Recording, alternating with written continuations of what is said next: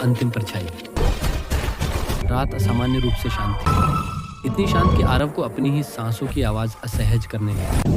वह सुनसान सड़क पर अकेला पैदल चल रहा था। उसकी बाइक कुछ दूरी पर अचानक बंद हो गई थी और आसपास कई किलोमीटर तक कोई घर नहीं था।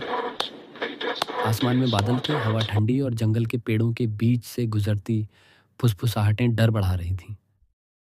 कुछ मिनट बाद उसे दूर एक टिमटिमाती रोशनी दिखी, जैसे किसी पुराने मकान में लालटेन जल रही हो। मजबूरी में वह उसी दिशा में चल पड़ा। रोशनी उसे खींच रही थी, पर मन बार बार चेतावनी दे रहा था कि रास्ता सही नहीं।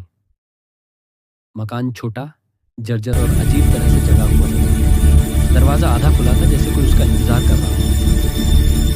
हेलो, कोई है? आरव ने पुकारा। अंदर अंधेरा था, सिवाय एक पुरानी रेडियो मशीन के जो धीमे धीमे फुसफुसा रही थी। जैसे ही वह अंदर आया, रेडियो की आवाज साफ हुई। आरव, बाहर मत देखना। उसका खून जम गया। आवाज बिल्कुल उसकी अपनी थी। आरव ने कांपते हुए रेडियो की ओर देखा। आवाज फिर से आई, कर्कश लेकिन स्पष्ट। अगर तुम ये सुन रहे हो, देर हो चुकी है। अगर तुम्हारी परछाई ले चुका है। 2 पल के लिए वह हिल भी लगा। अचानक ऊपर की मंजिल पर से जोर की हलचल सुनाई दी, जैसे कोई भारी चीज दौड़ रही हो। उसने पीछे मुड़कर दरवाजे की ओर देखा, लेकिन दरवाजे की दरारों से सफेद उजाला अंदर घुसने लगा था। बहुत तेज, अस्वाभाविक, जैसे कोई जीवित चीज चमक रही हो। रेडियो से उसकी ही घबराई हुई आवाज आई, रोशनी से दूर रहो, वही तुम्हें पकड़ती है और तुम्हारी नकल बनाती है।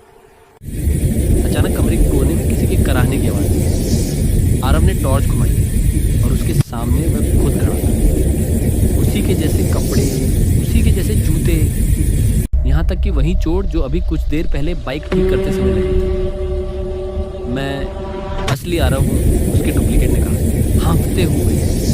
वह परछाई तुम्हारी आकृति पकड़ लेती, और रोशनी तुम्हें छू ले तो वह तुम्हारे रूप में बदल जाती है। आरव पीछे हट गया।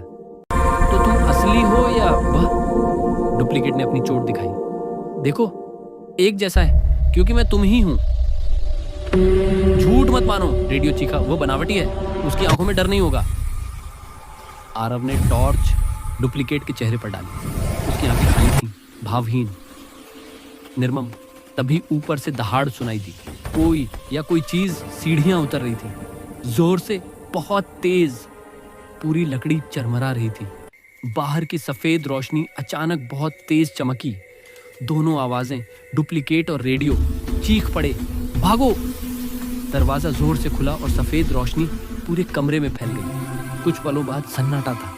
दरवाजे से बाहर केवल एक आरव निकला। वही चेहरा, वही शरीर, लेकिन उसकी मुस्कान इंसानी नहीं थी। और सड़क पर आगे बहुत से यात्री थे,